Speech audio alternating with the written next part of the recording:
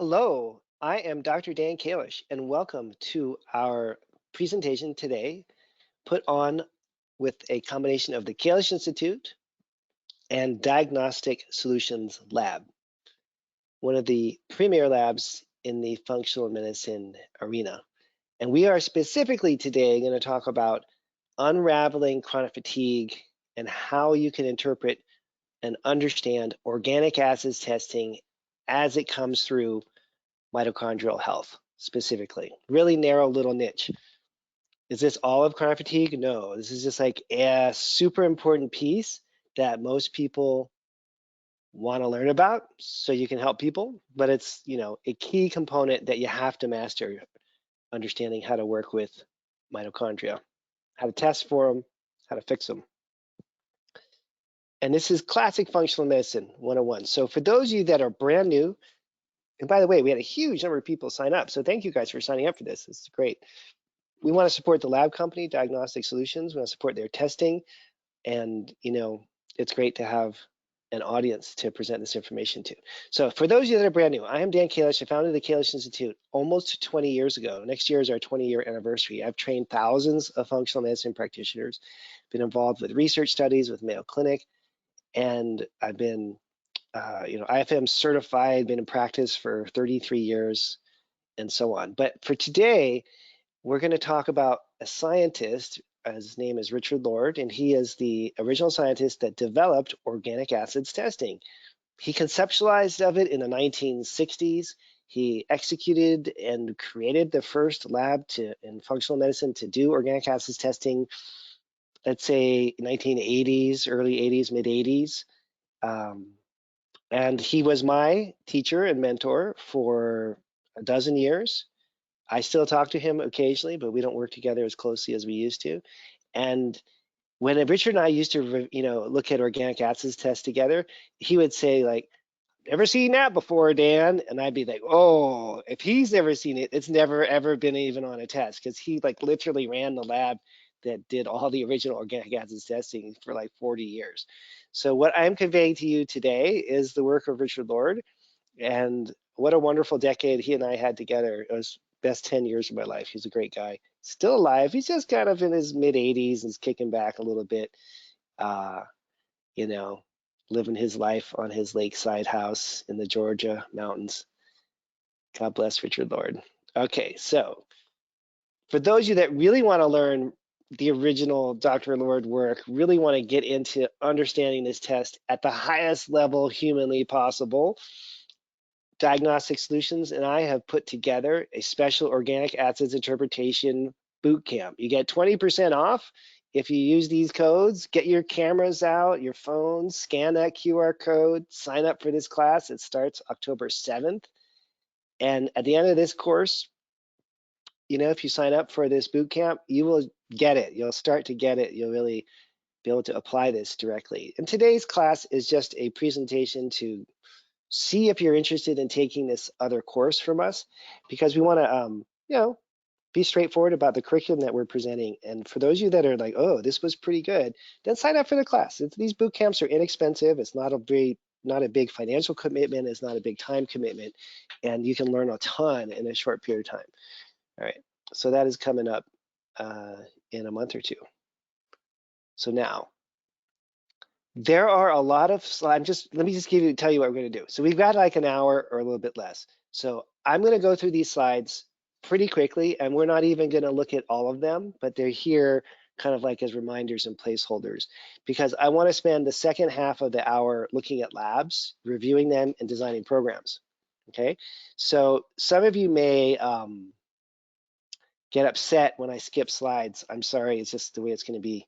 And then the reason why I stack too many slides in here is because once we get to the lab part, I'm going to want to come back and look at these slides, and because you guys are going to ask questions, and I'm going to want these slides. All right, so that's like the game plan. And we do want you to ask questions, so type in questions, as much as you want. Oh, and by the way, I forgot to mention, for all those of you signing up for this boot camp, in this boot camp, you not only get an online curriculum that describes how to use this test, but then it also describes, we also have live Q&A calls where we review your labs that you've done on yourself, that labs that you've done on your patients. So this is a hands-on interactive boot camp where you're learning with your real cases, all the original work of Richard Lord. And there are thousands of things that Richard taught me that are not written down anywhere. They're not in any book. They're just passed on from generation to generation of practitioner.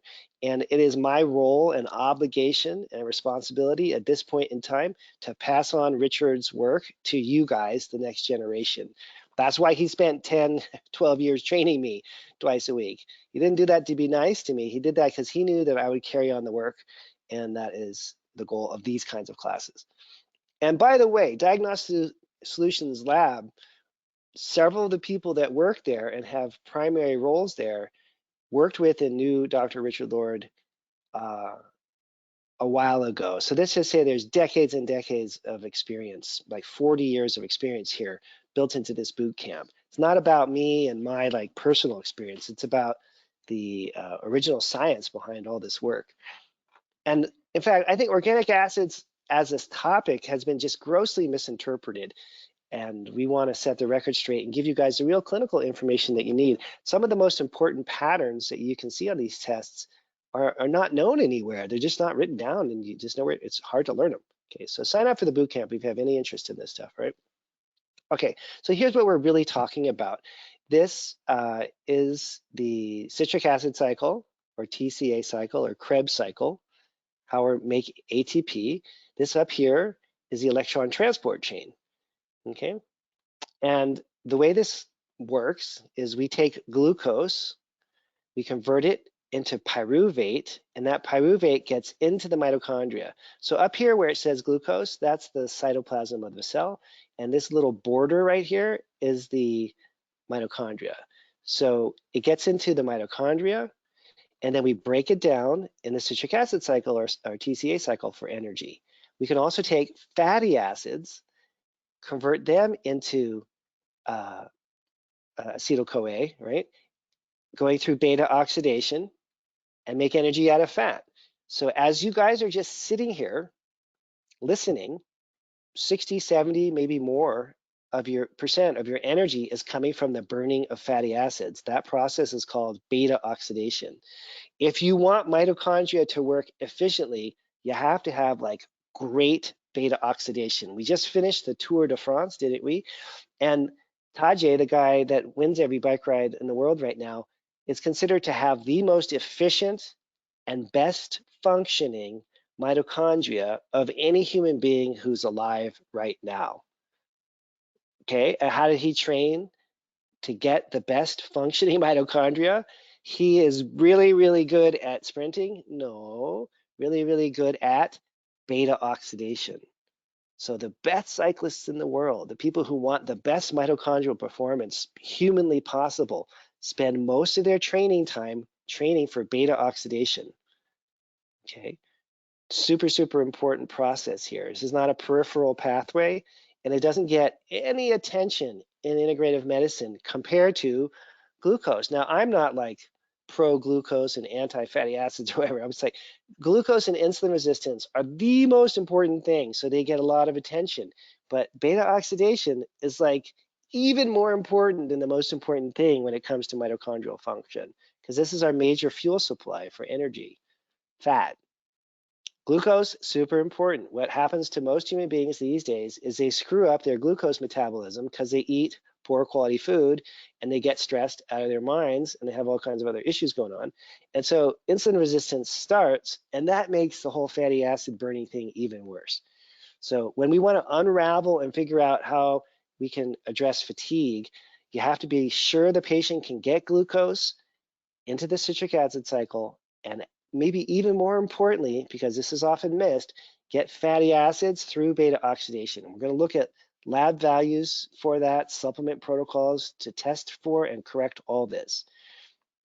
There's also the electron transport chain, where, as you remember from school, we pump these hydrogen ions, these protons, up into this space here, and then they come cascading down, and it spins this little wheelie thing, and that's how we ultimately make ATP. And in order to do all that, you got to bump these these electrons along, bunga bunga bung. That's why they call it the electron transport chains being transported. And what is the major transporter that we can easily measure and correct is CoQ10. They have it represented here just as Q, which is kind of funny. If you ever seen the James Bond movie, I think Q is the guy that would like give James the like watch that would blow up in the fancy cars and stuff. But CoQ10, that's the Q here, escorts electrons from complex 1 to complex, from complex 2 to complex 3, and does a bunch of other things. So CoQ10 ends up being super important in this whole process too. What's the nutrient that works on converting fatty acids, getting them into the mitochondria so you can run beta oxidation? That's a question. Let's see if anyone types it in. If you don't know the answer to this question, you should definitely take the boot camp, okay? Because this is the most important nutrient to get. Okay, so Cheryl, you don't have to take the boot camp. She got it right. Daniela, you don't have to take boot camp. Okay, there's like 1,200 of you on this call. 2 of you got that question right. So the rest of you, you got to take this class. You have to know this is like the most important process, okay? It's carnitine. Carnitine is what escorts or pulls the fatty acid over into the mitochondria. If you don't know how to test for and correct carnitine problems, then take the boot camp. I'll show you how to do it, okay? You're not going to learn enough just in this little class today, but this is just sort of a teaser to get you going. I also just wanted to mention, in fairness to amino acids, that amino acids are really important too for the citric acid cycle or Krebs cycle. And this is the diagram that shows how and where amino acids enter into energy production pathways. Okay, so shout out for amino acids. You can use free-form amino acids as part of this too, because we're going to spend most of our time talking about glucose metabolism and fatty acids. So I just didn't want to completely ignore amino acids. Okay, so now 3 of you got the carnitine question right out of, okay. So anyways, take the boot camp. Here are the key players in inflammation. And why is this important? Well, there's a very famous scientist. His name is Robert Naviaux. And I was at a conference 3 or 4 years ago. I was at the dinner for, the people putting on the conference. And I walked in and I sat down at the only empty chair. There was maybe 20 people sitting on this big table. And I didn't know what I was doing. And I looked to my right, and it's this nice older looking guy. It was like, seemed like a nice guy, and looked at him. And I was like, holy moly, that's Dr. Robert Naviaux. Just sat down next to him. And I ended up having like a 3 or 4 hour dinner sitting next to Robert Naviaux. I got to ask him every question I ever had. It was so cool. So he is like, conceptually, Dr. Naviaux, I think, is the thought leader in creating a model for how mitochondria work and don't work, and how all that fits in with a chronic health problem. So you can look him up, Robert Naviaux. His work is profound. He's a research scientist, and he works a lot with autistic kids. He works a lot with just the general genetic underpinnings of mitochondrial issues. But his model is truly profound. And again, he's worth reading up on. And his model says that when the mitochondria are, and he's proven all this with his research, right? He's a researcher, genetics based. I think he's an MD, PhD researcher kind of person. So his model says that when we're under certain kinds of stress, the mitochondria just basically freak out, and they go into either battle mode or attack mode or defense mode, or however you want to say it. But they freak out just like if you were walking down the street or walking on a path in the woods and you saw like a 20-foot snake right in front of you. Yeah, you just freak out. Okay, so mitochondria freak out like that. And when they freak out, they do very specific things, which are very destructive in the long term, but kind of make sense in the short term. One of the things that mitochondria do when they're under attack is they stop taking all that oxygen and making energy with it.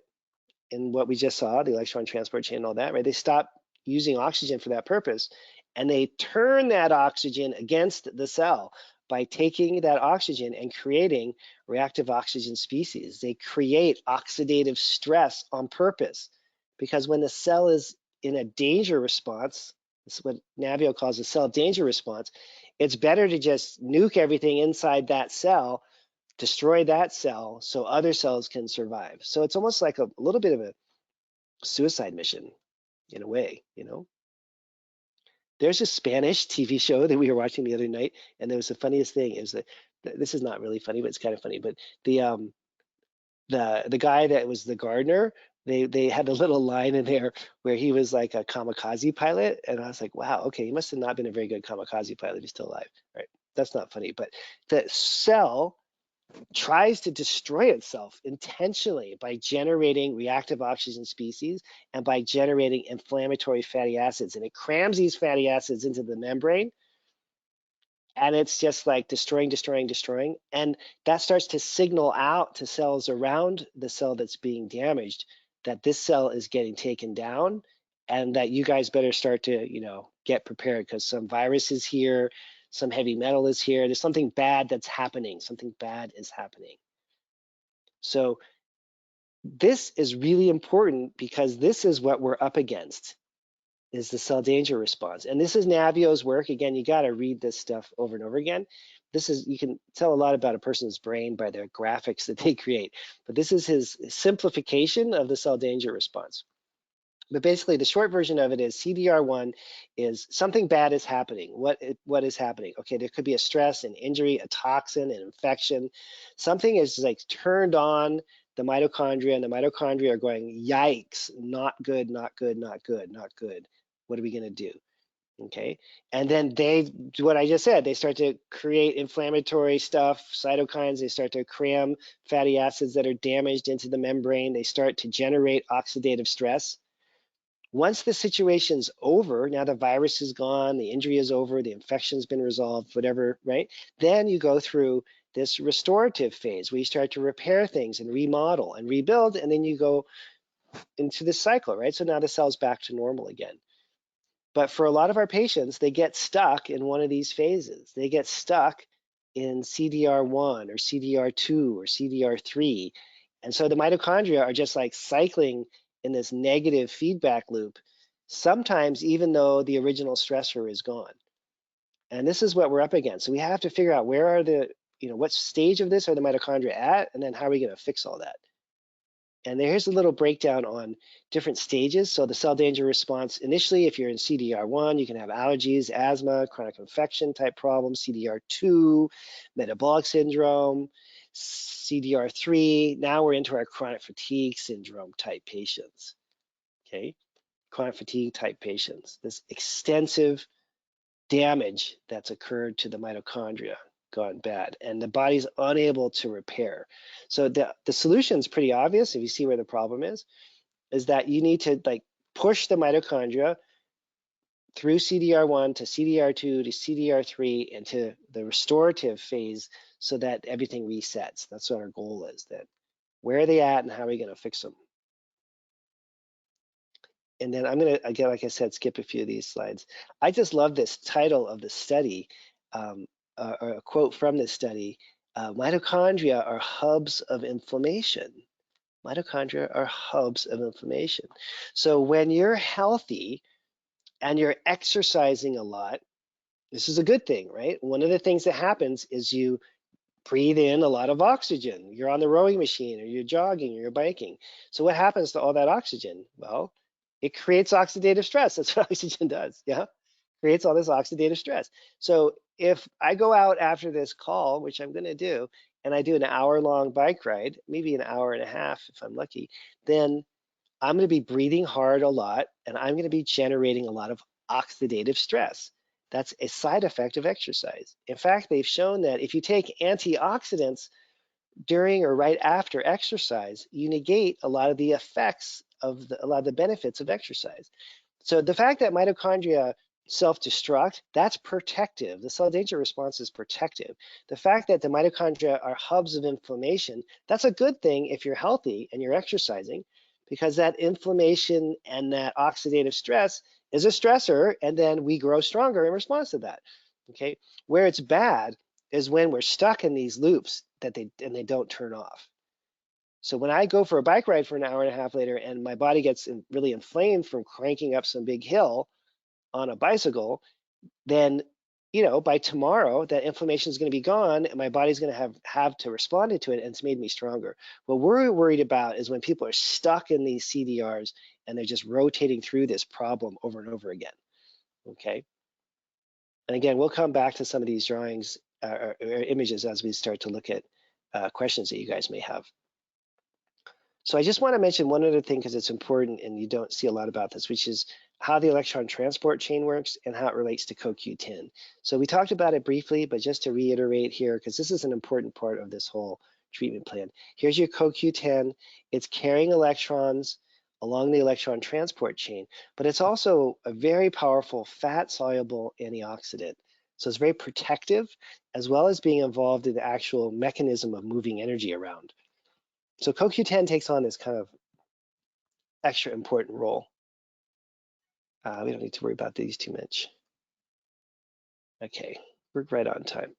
So now we talked about oxidative stress. Oxidative stress can be really good, like if you're exercising, that's a good thing. But when it's chronic, it causes an excess of damage, right, to mitochondria. So ironically, mitochondria are the major source of oxidative stress in the healthy body. If you're healthy, you're exercising, you're eating right, most of your oxidative stress comes from the mitochondrial production of energy, because almost all the oxygen that you breathe in and out goes to this, mitochondria place where you're going to be making energy using the oxygen in those final stages of energy production. So when the oxidative stress gets excessive, now we're into a really big problem, because now we've got actual damage to the mitochondria themselves. And let me see where's, let me just go back a few here. So these enzymes that are used to make energy, it's a good example right here, are proteins, right? So it's different proteins. And this one in particular, we're going to look at on the labs. You see that succinate dehydrogenase, that one, just remember that one, succinate dehydrogenase. So if you have a lot of oxidative stress, that oxidative stress comes and it hits the succinate dehydrogenase enzyme and it damages it. It's like shooting bullets at a person or something, like bing, bing, bing, bing, it's getting damaged. And then it doesn't work very well, okay? So oxidative stress can damage these mitochondrial proteins. And when that happens, they don't work very well. And succinate dehydrogenase, this particular enzyme right here, is particularly sensitive to environmental toxins and to oxidative stress in general. So when that enzyme gets damaged, you're going to see it on an organic acids test, because succinic acid is going to be high. That's so cool. Succinic acid going high tells you that this enzyme is messed up. That tells you that you're not making energy properly. And it tells you how to fix it, because if you know what are the nutrients that help regulate that enzyme, then you can know how to fix it. But in the bigger picture of things, in order to really get your mitochondria healthy, you also have to be able to get the proteins repaired so this whole system can work properly. And you have to take the oxidative stress down a notch so that they're not getting damaged anymore. Those are the goals. So we want to pull the patient out of this chronic cell danger response. We want to get the oxidative stress levels down with antioxidants. Do this all based on the testing. And then you want to get these enzymes to work well again using things like free-form amino acids, CoQ10, etc. That's the secret here to make all this work. And if you do have questions, just type them in. We'll have questions at the end. I'm just going to get through the slides kind of quickly here. Okay, so also want to give a shout out for environmental toxins, because it's not just internally generated oxidative stress. Environmental toxins are a huge source of oxidative stress, and they have an absolute devastating effect on mitochondria. Okay, and we're all full of them. We're all full of hundreds of these environmental toxins, and one of the main things that these environmental toxins do is damage mitochondria and make people extremely tired. So you have to remove the sources here. So you have to deal with clearing out toxins from the body, heavy metals and chemicals and whatnot, as well as addressing the mitochondria and the oxidative stress. That's the bigger picture here. We'll talk a little bit about antioxidants already, how they work. I think you guys should know that, most of that stuff. So let's see. Yeah, I think we can jump right into the labs now. Oh yeah, and you can, I mean, it's not all about supplements. You can do a lot of this with food. I'm not like a food teacher kind of person. I'm much more like lab interpretation of supplements, but I put this slide in so I don't forget to say, hey, we're assuming people are eating really well and that you've got people on an antioxidant rich diet, you know? We're assuming all that. Okay, so now we saw the mitochondria and we saw those enzymes. Those enzymes are in what? They're in the mitochondrial membrane. And what's that made up of? That's made up of fatty acids, like all membranes in the body.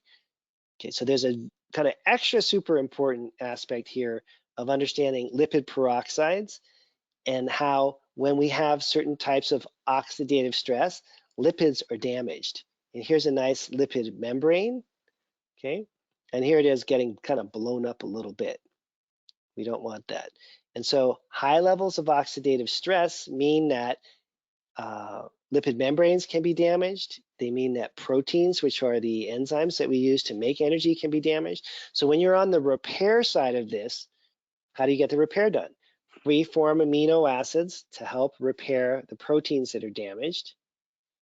Fatty acids like omega-3 and different kinds of membrane repair products to repair cellular membranes, the membrane around the cell, which is damaged by the mitochondria, and then the mitochondrial membranes themselves have to be repaired.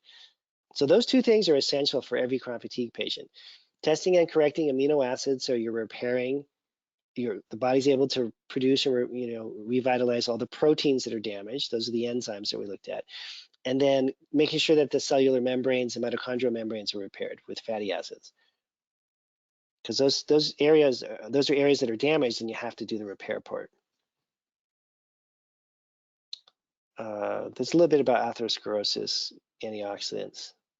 So let's jump into the labs. Before we get there, for those of you that started late, I will mention we have an organic acids protocol design boot camp coming up starting October 7th.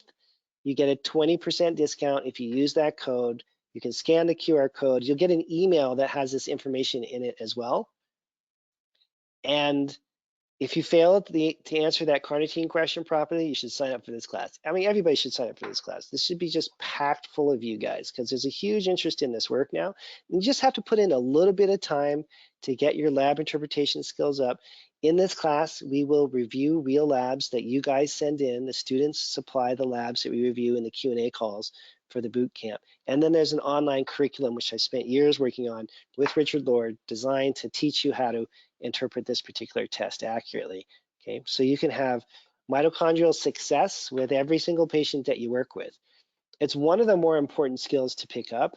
Something happened in 2020. I don't know if you guys were around, but I think there was this kind of global pandemic. If I remember right, seems like so long ago already. But a lot of people still have mitochondrial problems as a result of having acquired COVID. I guess we call that long COVID or long haul COVID. There's also a fair number of people that have poor reactions to those vaccines that have similar, if not almost identical, mitochondrial imbalances because of the vaccines. So if mitochondria were a problem in 2019, they're 10x that level of problem globally now. So it's a skill set you just have to learn. You could have maybe ignored it before the pandemic, but now you're going to have a large number of your patients that have, you just have to deal with this, okay?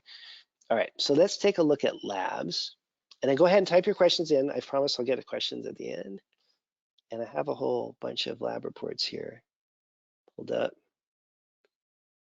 And let's see, hang on a second, sorry. Where are my labs? Here they are. All right, got them. Okay, so this is an organic acids profile from Diagnostic Solutions.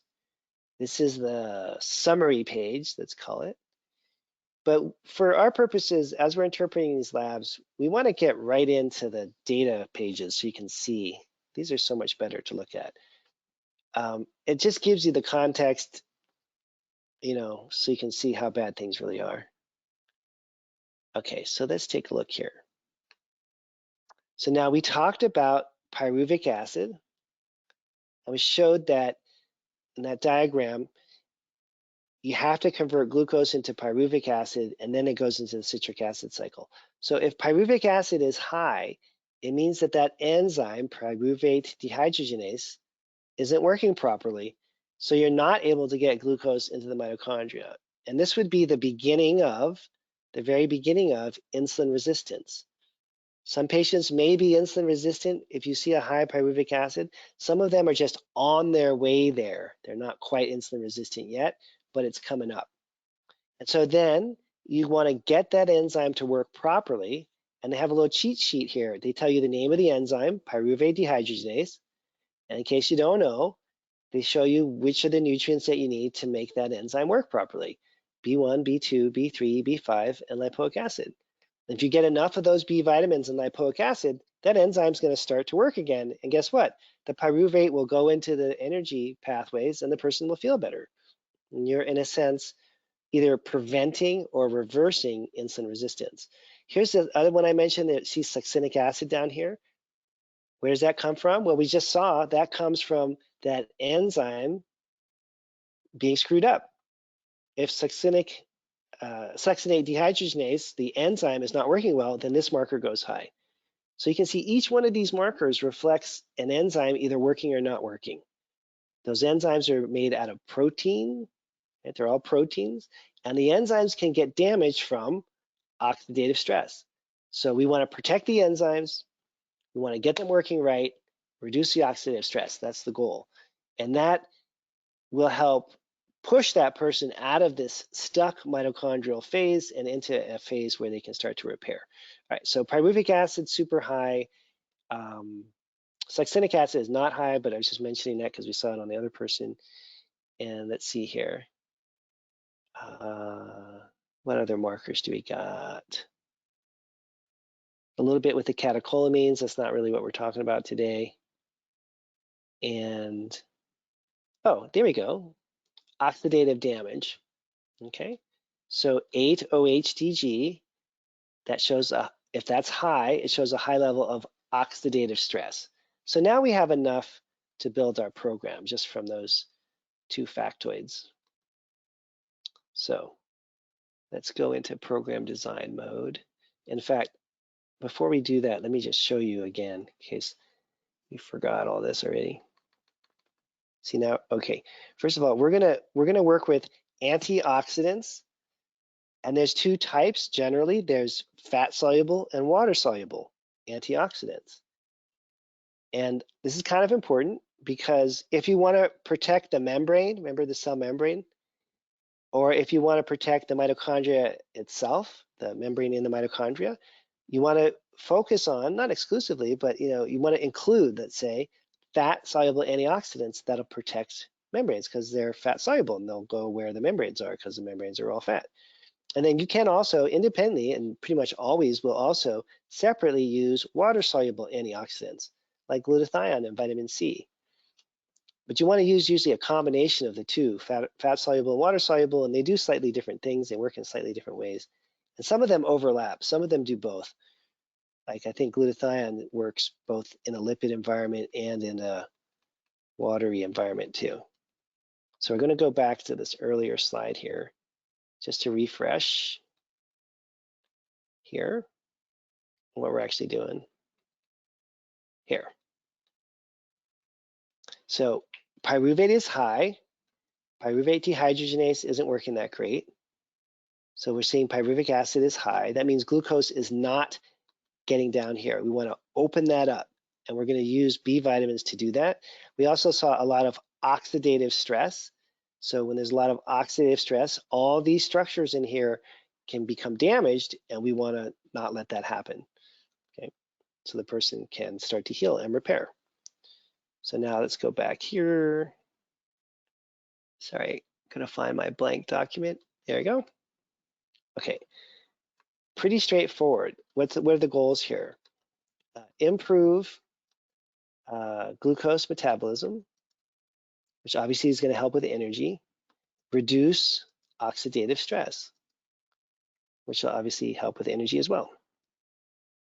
And so we know from that report, you can see it printed right on the report, high pyruvic acid means we're going to use B1, B2, B3, B5, and lipoic acid. Usually that means using a B complex, say like twice a day, plus some additional lipoic acid. Usually that comes in like a 300. Sometimes people have a 600. So if it's really messed up and that lab was pretty messed up, you can use anywhere from 1 to 2 of these twice a day, anywhere from 600 to 1200. 1200 lipoic acid is kind of a lot. So let's say if this is a beginning group, then I would say 300 twice a day, but you should know that you can go higher. And sometimes, depending on how messed up the person is, you may want to use some extra thiamine. That's kind of like a question mark. Not always, but sometimes. And I'm gonna just show you why. Once you learn these pathways inside and out, you'll be doing this like no problem, just like riding a bike. Here, let me show you here. So this is one of the more important enzymes in the human body, pyruvate dehydrogenase. Pyruvate dehydrogenase. So here's another view of what we were just looking at. Here's your glucose. You're trying to get it into the citric acid cycle. Here's your pyruvate. In this case, pyruvate and lactate were both high, so there's a bottleneck here. It's not working. And we're going to use these B vitamins and lipoic acid to kind of burst through here so we get the energy going down into there. Okay. And in a minute, we're going to look at one that has a fatty acid problem. Same. We're going to use carnitine to open this pathway up so we can make energy there and relieve the fatigue problem. Because obviously you're going to be tired if you can't do this properly biochemically. So here, check this out. Pyruvate requires thiamine or B1 to kick things off, then lipoic acid, then the other B vitamins. So you can have a bottleneck right here with thiamine. You just give a person like 100 milligrams of thiamine once or twice a day, and boy, that'll change things pretty quickly, okay? Because that'll just get this whole thing moving, and then lipoic acid does the second step, and then boom, you finish it off over here. So sometimes you need some extra thiamine. I'm just pointing that out. Not always, but sometimes. We're not going to do that for this one. This is like a beginning one, but I put a question mark there. And then we want some antioxidants to reverse the oxidative stress. And so the easy ones that are, sort of used all the time, back to CoQ10, you could do 100 milligrams of that a couple times a day. And another super common one that's used would be N-acetylcysteine or NAC. Comes in a 900 milligram. You could use that. NAC converts into glutathione. If you don't like NAC for some reason, you're anti-NAC, you could use glutathione itself, but you got to get the liposomal form. And that's usually going to be like in 100 milligram liquid or something like that. And you could use that a couple times a day. So CoQ10 and NAC, if you don't like NAC, you can use glutathione, but you want a couple of antioxidants to make all this work. And then some kind of a multi-pack. And the multi-pack is going to have omega-3s. Remember, you need the omega-3s to repair the membranes. It's going to have magnesium. You need a lot of magnesium to make energy. It's going to have additional antioxidants. So some kind of a multi-pack to make all that work. And that would be an appropriate program based on that lab to get relief from the fatigue that's happening because the mitochondria aren't working. And then you want to also associate with that the appropriate type of exercise, right? Which in general is what we call like a zone 2 exercise is going to help the mitochondria work better. And then if the person is able to, and that could be for someone who's got chronic fatigue, that could just be walking every day, right? So that could just be walking every day. All right. Oh, and somebody's already asking about the bootcamp email. I don't think we've sent that out yet, but let me just show you if you're interested, Noah. Let's see. Let me find it for you guys. You can just take a picture of this with your phone. That'll get things started. Here.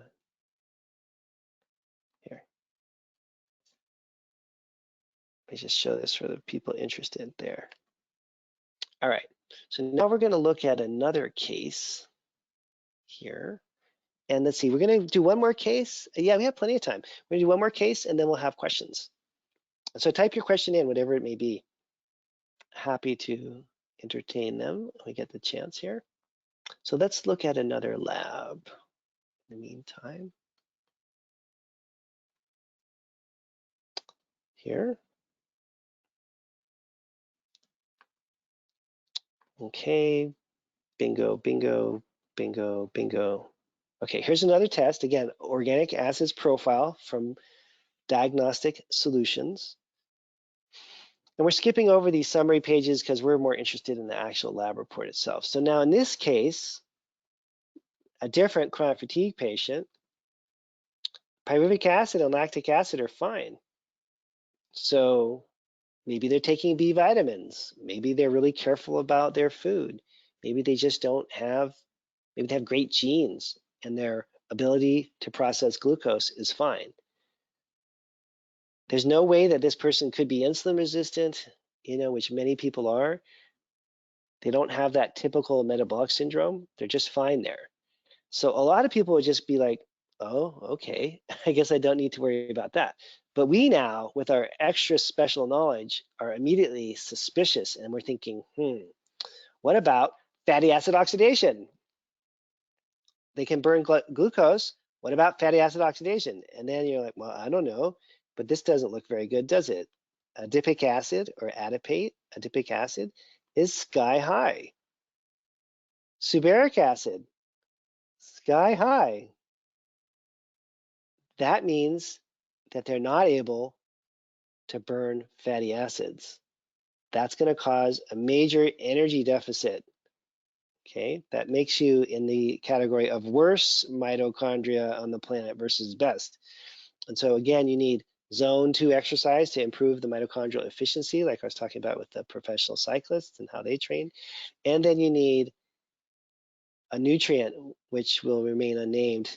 You're going to all remember it for now, for the rest of your lives, probably carnitine. These markers are also high. What are these? I don't know, cis-aconic acid, isocitric acid, alpha-ketogluteric acid, succinic acid. These being high is problematic. So let's take a look at what that actually means. You can see it on these guys here. Bingo. Here.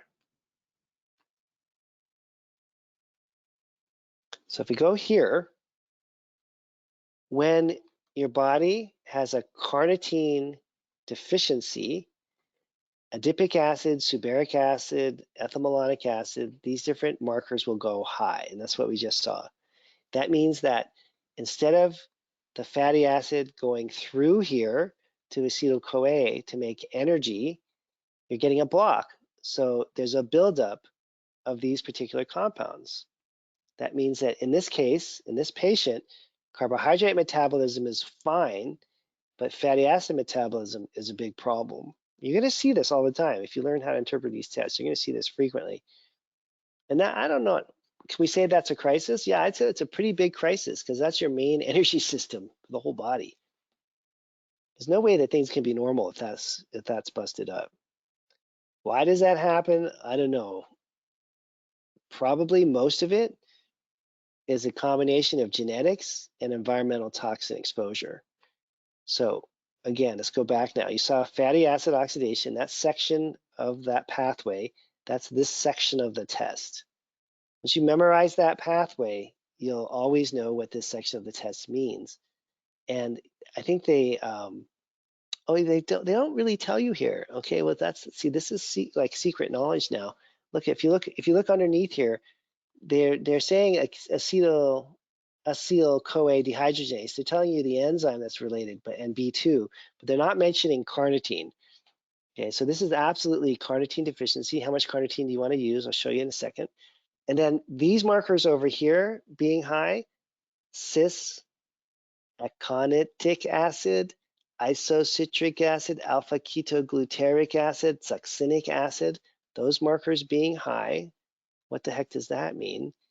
Those are each reflecting an enzyme that's not working properly. So let's go look and see the enzymes are right here. We're looking at them. And this is the basis of this whole test. You see, if this marker here is high, it means that enzyme's not working well. If isocitrate is high, it means that enzyme's not working well. If alpha ketoglutarate is high, it means that enzyme's not working well. If succinate is high, it means that enzyme's not working well. So every time you get a high marker, it means that you're not able to push along through the citric acid cycle. And the way I explain it to patients, it's like a bicycle chain that's got a bunch of links that are broken, because this is an integrated system. Each one of these enzymes has to work, and then you make energy properly. But if you got 4 of them that are busted up and aren't working, it would be like a bicycle chain, and there's 4 links on it that are broken. Not going to be super successful with energy production. So this patient has problems with carnitine. These markers are high, and problems with 4 of these enzymes. I think it was cis aconitate, isocitrate, alpha ketoglutarate, and succinate dehydrogenase, those 4 enzymes, okay? So how do you fix that? Well, it's kind of in this diagram a little bit. Mg's, magnesium, B3, lipoic acid, but you don't have to be super complicated about it, because there's a generic way you can just get all these working. Thankfully, someone has thought this through long before we came around and put this together. So let's design another program now. So this is our program for beta oxidation and what was the other problem? Oh, TCA cycle. It's so confusing because it's the same thing as a Krebs cycle. It's the same thing as a citric acid cycle. It's all the same thing. Different companies, different researchers call it different stuff. It's all the same thing. It's the energy production part of the mitochondria. So there's problems with beta oxidation, there's problems with the citric acid cycle. So you're going to use L-carnitine. I don't know, it comes in like let's just call it a 400 milligram pill, depending on what you get. But you want a total of around 2,000 a day. So that would be something like 2 and 2 and 1. So around 2,000 milligrams a day. It's a lot. But like for this person, it's like life-saving daily. It can cause loose stool. So if you can start them slow and kind of work them up on it gradually. Start with like 1 a day, then 2 a day, and gradually go up. And then you also need B2 and magnesium. So then we're going to have this multi-pack that'll have our magnesium and B2. And then we saw the citric acid cycle itself wasn't doing well. So we need CoQ10, let's say 100 milligrams. This person seemed kind of more messed up. So let's do like that. You're going to need some extra magnesium because you're not going to have enough magnesium.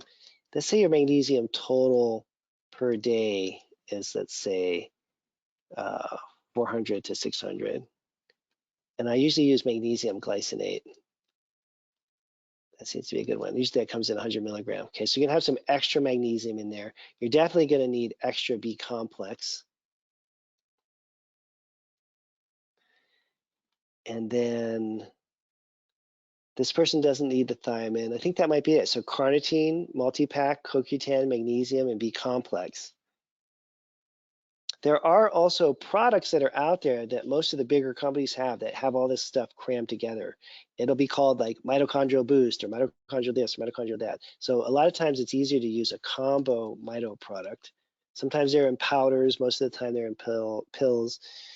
Depending on which brand you're using, you may use 2 to 4 of those. I think of those as like mitochondrial multivitamins kind of combo products, depending on which company you use. Okay, Designs for Health has mitochondrial NRG, Pure has mitochondrial ATP, Metagenics has MitoVive. Every company will have the Mito Boost product. And it's kind of convenient because it's got all these things together in one product. All right. So now let us go back. Let's see, we got 1 minute here, just like a minute. We have to speed do this. Let's just see. What's this one got? All right, let's just look at this just so you can see another example. Once you've seen 400, 500 of these tests, you're going to get this down. Your first 20 of these, there's no way you're going to be anything except confused.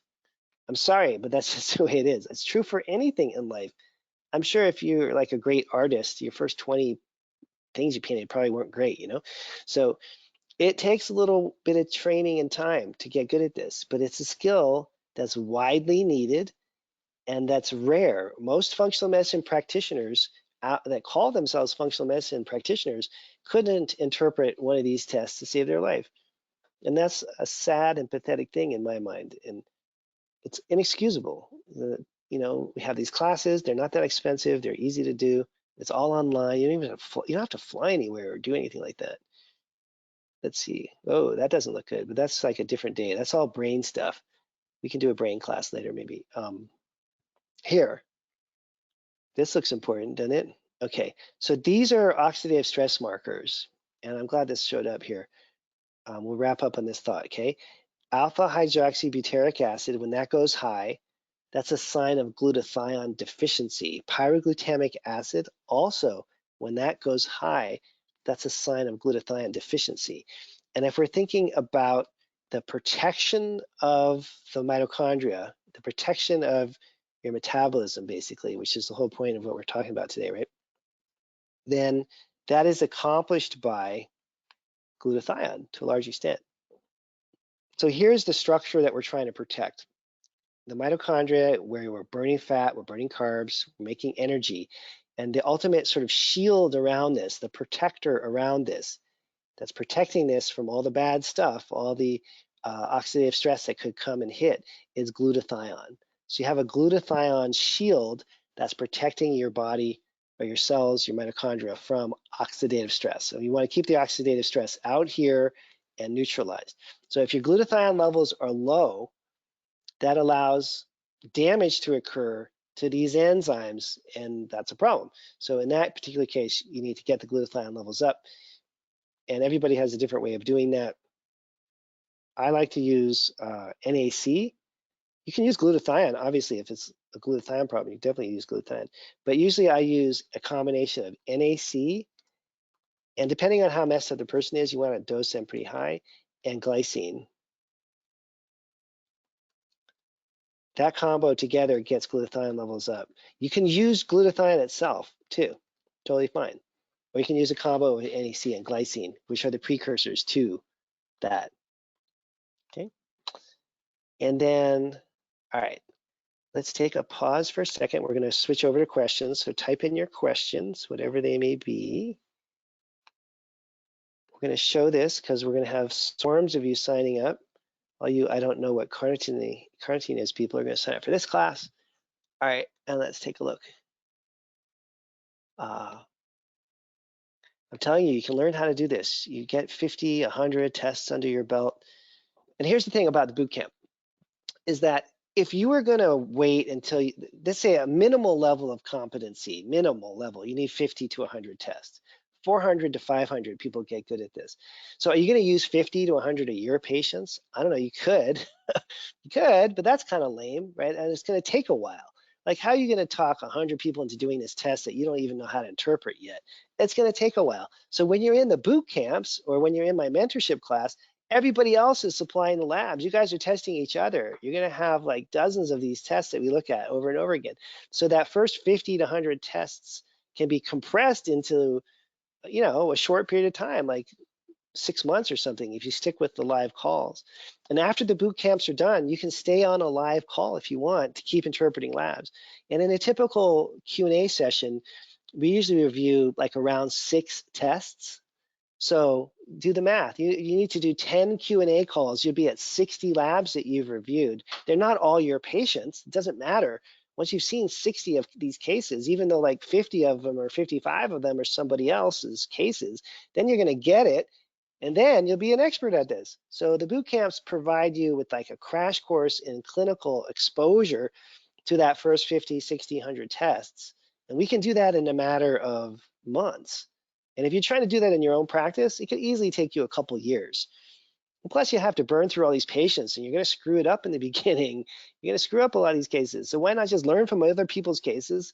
And the trend in the last couple years has been all the practitioners test themselves, which I love, because that's like 20, 30, 40 tests right there. You're halfway to your goal of being able to figure this stuff out just by looking at the other practitioners in the class and you guys figuring that out, okay? So each of the live Q&A calls lasts about an hour. And then outside of that, the boot camps are made up of just online lectures that you listen to. So you listen to the lectures online in your own time, and then every couple of weeks we have a live call where we review labs. It's not a huge time commitment. So they're every other week for this session, it's like usually anywhere from 4 to 6 of them, depending on how long they are. Yeah, and that's Kathy. Hey, Kathy. This whole thing is, like, as you say, on demand. If the coupon code's not working, that's not a good thing. So go ahead and we'll get you guys a fresh one. Let me see. Try the QR code to see if that works. I'm going to try it right now.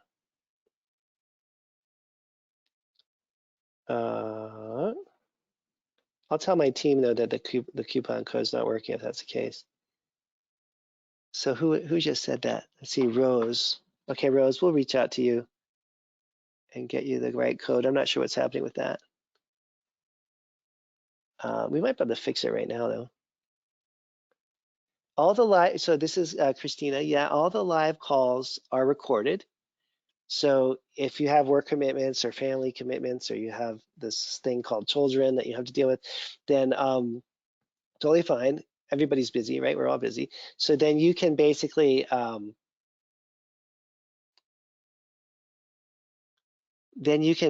do.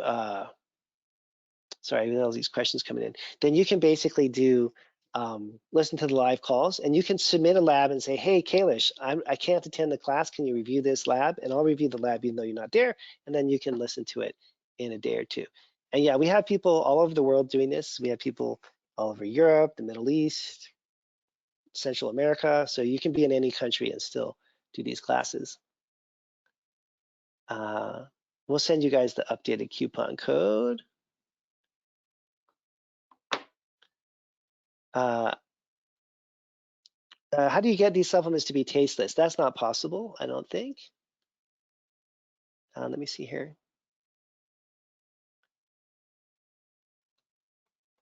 Let's see.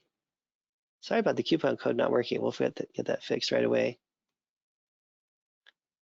So do these interventions help individuals who have poor oxidative stress genes? I mean, they're even more important if you have genetic tendencies.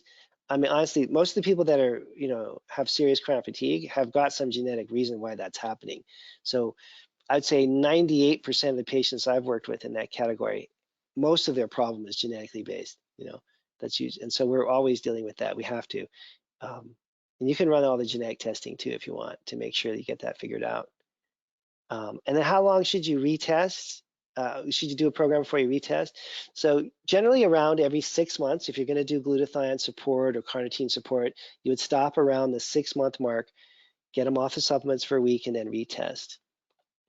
Yeah, you can do carnitine in a liquid. That's a great product. You can do 3,000. The range on carnitine dosing is 2,000 to 3,000 a day. The boot camp is a couple months long, and we'll get you some more specific info on that. Let's see. Oh, Tara's asking for the mock protocol slide.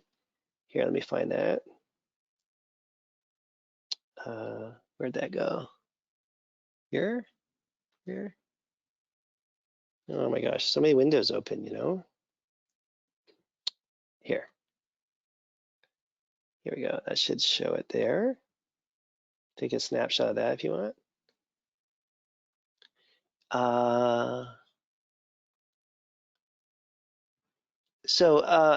Initial functional medicine lab for athletes, you can do organic acids testing. That gives you a huge amount of information for sure. Huge, huge, huge. Supplements, does it matter between pills, powders? Not really. If you have, as part of the correction that we're talking about here, we're also always correcting for diet and gut function. So most people don't absorb very well because their gut's not working well, but you have to correct that in the bigger picture. But the supplements that we're talking about are well absorbed if you're using the right companies, okay? And so most of these programs are around 6 months long. I wouldn't do this in children until you have a lot of experience. And you can't, or you shouldn't use carnitine in people that have serious thyroid problems. So for that, you have to just, figure a workaround on that.